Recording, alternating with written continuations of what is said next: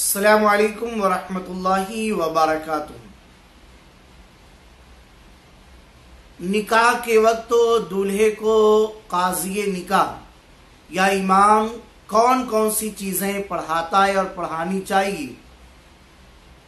تو یہ دولہے کو یاد رکھنا بہت ضروری ہے تاکہ اس کی عزت محفوظ رہے۔ اس ویڈیو میں یہ چیزیں بتائی جائیں گی تاکہ نکاح کی تقریب میں قاضی کے سامنے بیٹھنے سے پہلے دولہا ان چیزوں کو اچھی طریقے سے یاد کر لے تاکہ پڑھنے میں دقت نہ ہو، زبان لڑکھڑائے لڑبڑائے نہ اور ہکلائے نہ۔ سب سے پہلے تو بسم اللہ الرحمن الرحیم پڑھایا جائے، اس کے بعد درود پاک، جو درود پاک ہے وہ الصلاۃ والسلام علیک یا رسول اللہ یا جو درود پاک یاد ہے وہ پڑھائے۔ اس کے بعد استغفار، استغفر اللہ ربی من کل ذنب واتوب الیہ، یہ پڑھائے۔ اس کے بعد پہلا کلمہ لا الہ الا اللہ محمد رسول اللہ، دوسرا کلمہ اشہد ان لا الہ الا اللہ واشہد ان محمدا عبدہ ورسولہ،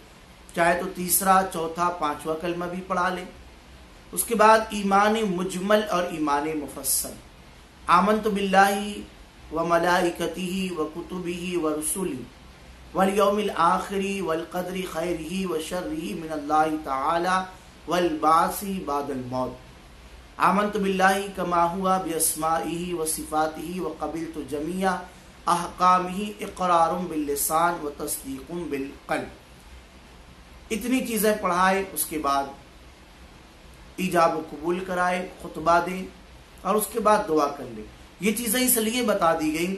تاکہ والدین سرپرست حضرات ان چیزوں کو بچوں کو پہلے سے یاد کرا دیں، اور وہ دوست جو آس پاس رہتے ہیں اور ساری باتیں سکھاتے ہیں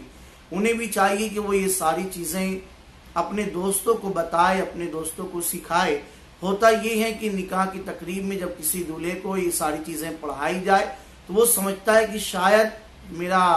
اس سے پہلی مرتبہ سابقہ پڑھا ہے، چاہے وہ شرم کی وجہ سے نہیں پڑھ پاتا